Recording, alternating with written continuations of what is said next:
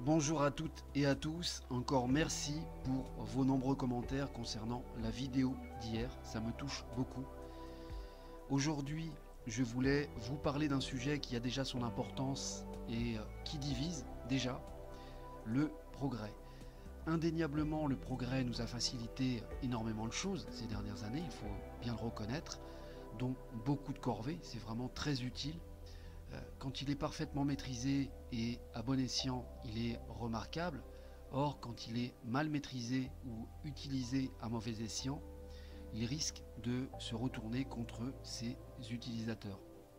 Tristement, on a tendance de plus en plus à se diriger vers la seconde option. C'est vrai que quand vous n'avez plus de connexion avec Internet, bien souvent, vous n'avez plus de télé ni de ligne téléphonique non plus, du moins fixe. C'est un peu tout ou rien, sans parler des réponses vocales où vous devez appuyer sur des touches numérotées. En fait, il y a de plus en plus de services de ce genre qui se déchargent et c'est parfois très frustrant. On se sent comme impuissant car on est toujours à la merci d'un blocage. Au final, on n'en sait pas plus et rien n'avance. Sans parler des anciens qui ne connaissent pas Internet et qui sont complètement oubliés et dépassés par la situation. Là aussi, il y aura des choses à revoir. Je vous parle de cela car au fur et à mesure de mon avancée, je découvre que la vie n'est pas celle que l'on a bien voulu me faire croire depuis ma tendre enfance. Je tombe de très haut parfois, surtout quand je constate un réel tissu de mensonges, notamment sur l'histoire de France réinventée et ce voyage dans le temps en remontant simplement à la fin du 19e siècle, par rapport à des recherches complètement anodines qui m'ont appris beaucoup. Alors que ce n'était pas le but premier, comme quoi tout se recoupe et le hasard fait bien les choses. Je vais m'expliquer maintenant et vous allez mieux comprendre. On oublie trop souvent que ce siècle des Lumières qu'on vante tant, qui a donné des avancées et un progrès considérable, a aussi détourné et déraciné l'homme de la création pour le rendre totalement dépendant, sans parler des savoirs volontairement effacé pour le rendre plus malléable, et je ne parle pas de son biorhythme qui le rend aujourd'hui extrêmement vulnérable avec sa santé. Nombreux sont ceux qui endommagent leur corps par ignorance, alors que c'est une véritable mécanique sur laquelle on doit se pencher, ne serait-ce qu'un minimum pour continuer à aller mieux. Si la majorité des humains décidaient un jour de vivre en parfaite harmonie et avoir un excellent chi, en se régulant par exemple sur les méridiens et les organes du corps, ils seraient complètement chamboulés et devraient changer d'hygiène de vie et toutes ces mauvaises habitudes prises qu'on leur a inculquées. Mais surtout, ils se rendraient compte que cela ne serait pas possible à certains moments avec le progrès actuel. Du moins, ils sauraient faire la part des choses pour dire stop et trouver des solutions alternatives. Cette transition avec le progrès a été fulgurante à la fin du XXe siècle. Elle est devenue encore plus rapide au XXIe et c'est là forcément que ça coince pour beaucoup. On n'a jamais eu autant de gens malades qu'aujourd'hui, alors que la médecine n'a jamais été aussi performante. Sans parler de ceux qui perdent la raison et qui ne savent pas se tenir. Voilà ce que ça amène. En fait, de ne plus être en phase avec la Terre, c'est ne plus être en phase avec la réalité. Et c'est d'ailleurs là où je veux en venir par rapport à cette vidéo.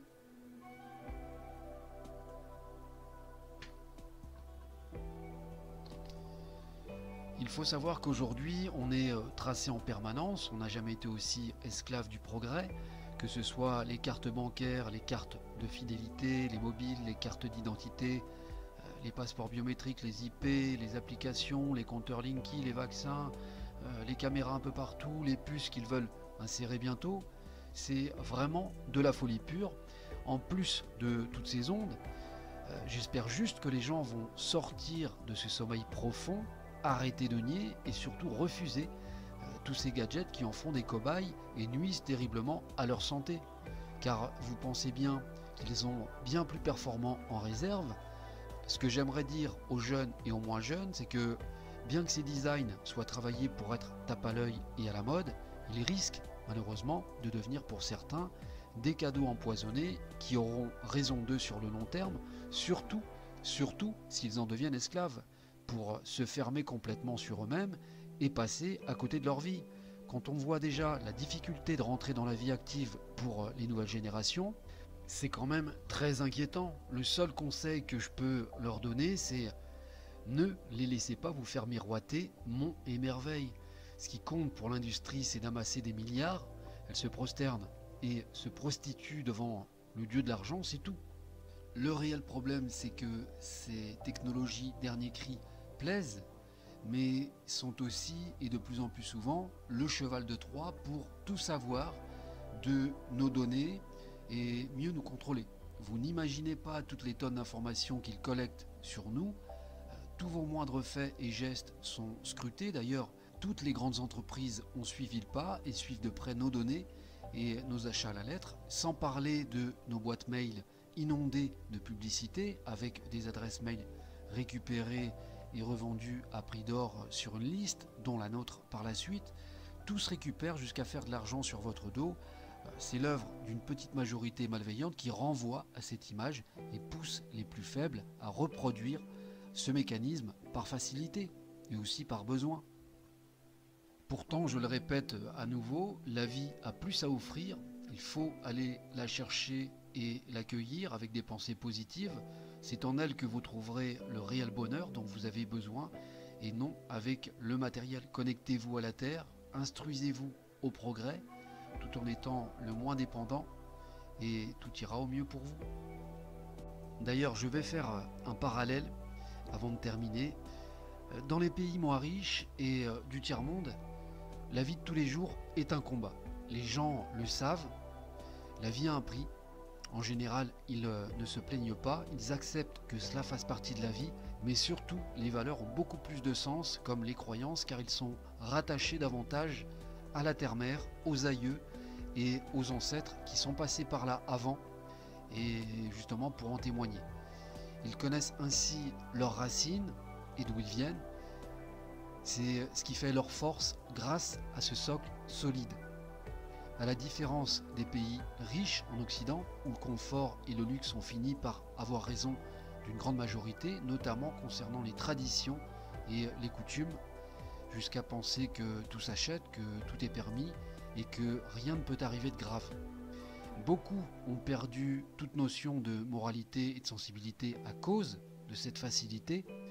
Ce monde matériel les a infantilisés et les a surprotégés pendant des années. C'est pourquoi beaucoup sont démunis aujourd'hui face à la situation et sans réaction. Or, quand vous n'avez pas eu de difficultés majeures dans votre vie, il est bien difficile de parler de valeurs et encore moins de les honorer. C'est une des causes qui explique pourquoi la majorité ne se réveille pas. Ils ont été détournés de l'essentiel depuis un bon bout de temps déjà, ça fait déjà plusieurs décennies. Donc ils sont dépendants et comme pris au piège de ce système tentaculaire. Pour finir, je vais vous laisser le lien d'une vidéo à regarder très attentivement d'un couple de sociologues remarquables que certains d'entre vous connaissent peut-être déjà et qui nous avait prévenu en 2013 de la situation que nous vivons actuellement. À partir de là, un tas de questions dont vous vous posiez risquent d'avoir des réponses beaucoup plus claires, notamment pourquoi tout augmente et pourquoi dans ce pays nous sommes souvent considérés comme des vaches à lait. Et surtout le fameux « nous sommes en guerre » répété plusieurs fois. Vous allez voir, vous allez comprendre tout de suite les rapprochements. Je termine là-dessus, même s'il y aurait encore tant à dire sur plein de choses. Il y a de quoi déballer, mais on s'arrêtera là, c'est déjà assez. Encore merci pour tout. Il restera une vidéo demain avec un message d'espoir pour finir sur une note positive. Et ensuite, je m'éclipse comme convenu. Donc portez-vous bien et à demain pour le final.